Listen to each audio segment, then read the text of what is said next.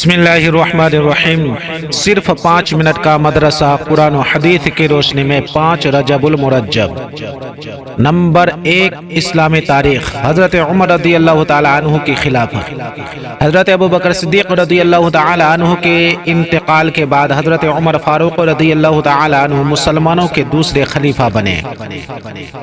آپ رضی اللہ عنہ کے 10.5 سالہ دور خلافت میں اسلام خوب پھیلا، بڑی بڑی سلطنتیں فتح ہوئی، یہاں تک کہ روم اور فارس جیسی طاقتور سلطنتوں پر اسلام کا پرچم لہرانے لگا، اور مسلمان بڑھتے ہوئے ہندوستان، چین اور یورپ کی سرحدوں تک پہنچ گئے۔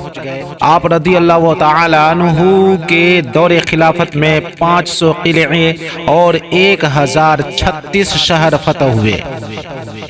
آپ رضی اللہ تعالی عنہ کی خلافت کا رقبہ 22.5 لاکھ مربع میل اسکوائر میل بیان کیا جاتا ہے۔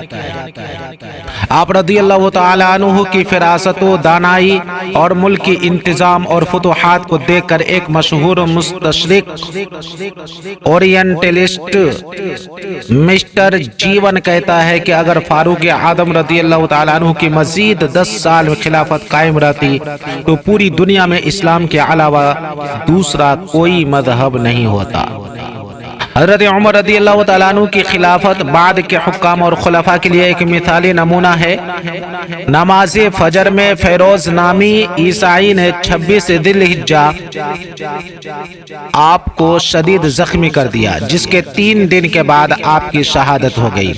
محرم الحرام کی پہلی تاریخ کو حضرت صہیب رضی اللہ تعالیٰ عنہ نے آپ کی نماز جنازہ پڑھائی اور روضہ اقدس میں تدفین ہوئی۔ نمبر 2، اللہ کی قدرت، مور کی خوبصورتی۔ اللہ تعالیٰ نے انسان کو دنیا میں جنت کا ہلکا پھلکا مزہ چکھانے کے لیے ایسا خوبصورت پرندہ پیدا کیا کہ انسان اس کی خوبصورتی کو دیکھ کر حیران رہ جاتا ہے۔ چنانچہ مور ایک ایسا پرندہ ہے جس کی دم کے پروں کو اللہ تعالیٰ نے بہت ہی خوبصورت بنایا۔ اللہ تعالیٰ نے مور کو اپنی دم پھیلانے کی صلاحیت دی ہے۔ جب وہ اسے پھیلاتا ہے اور دھوپ کی وجہ سے وہ چمکتی ہے تو ایسا محسوس ہوتا ہے کہ اس کی دم پر سینکڑوں نیلم کے پھول لگے ہوں۔ یہ اللہ تعالیٰ کی قدرت کا ایک نمونہ ہے۔ نمبر 3، ایک فرد کے بارے میں صبح کی نماز ادا کرنے پر حفاظت کا ذمہ۔ رسول اللہ صلی اللہ علیہ وسلم نے فرمایا، جس نے صبح یعنی فجر کی نماز ادا کی وہ اللہ کی حفاظت میں ہے۔ مسلم شریف۔ نمبر 4، ایک سنت کے بارے میں ہاتھ پاؤں کی انگلیوں کا خلال کرنا۔ رسول اللہ صلی اللہ علیہ وسلم وضو فرماتے تو انگلیوں کا خلال فرماتے، ایڑیوں کو رگڑتے اور فرماتے کہ انگلیوں کا خلال کرو، اللہ تعالیٰ ان کے درمیان جہنم کی آگ داخل نہ کرے گا۔ دارقطنی۔ نمبر 5، ایک اہم عمل کی فضیلت، اللہ کے واسطے محبت کرنا۔ رسول اللہ صلی اللہ علیہ وسلم نے فرمایا، قیامت کے دن عرش الہی کے سایہ میں 7 قسم کے لوگ ہوں گے، ان میں وہ لوگ بھی ہوں گے جن کا ملنا جلنا بھی اللہ ہی کی محبت کی وجہ سے ہوتا تھا۔ بخاری شریف۔ نمبر 6، ایک گناہ کے بارے میں قرض ادا نہ کرنا۔ رسول اللہ صلی اللہ علیہ وسلم نے فرمایا، کبیرہ گناہ کے بعد سب سے بڑا گناہ جس کو بندہ لے کر اللہ کے یہاں حاضر ہو وہ یہ ہے کہ موت کے وقت آدمی پر قرض ہو اور اس کو پورا کرنے کے لیے مال چھوڑ کر نہ جائے۔ ابو داؤد۔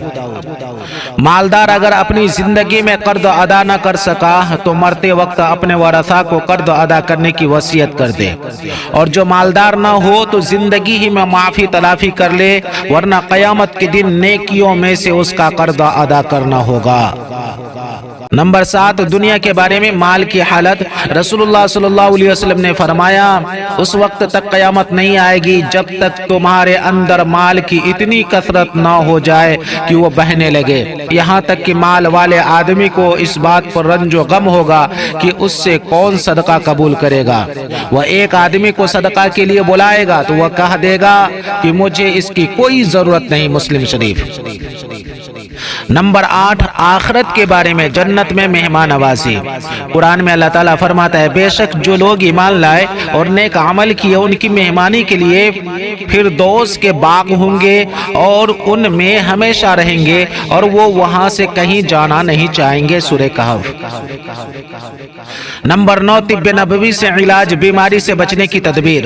رسول اللہ صلی اللہ علیہ وسلم نے فرمایا جب تمہارے برتن میں مکھی گر پڑے تو اس کو پہلے پوری طرح ڈوبا دو پھر نکال کر پھینکو، کیونکہ اس کے ایک پر میں شفا ہے تو دوسرے میں بیماری ہے۔ بخاری شریف۔ نمبر 10 قرآن کی نصیحت۔ قرآن میں اللہ تعالیٰ فرماتا ہے کیا تم دوسروں کو نیکی کی نصیحت کرتے ہو اور اپنے آپ کو بھول جاتے ہو حالانکہ تم کتاب کی تلاوت بھی کرتے رہتے ہو، بس ایسا کیوں کرتے ہو؟ کیا تم اتنا بھی نہیں سمجھتے؟ سورہ بقرہ۔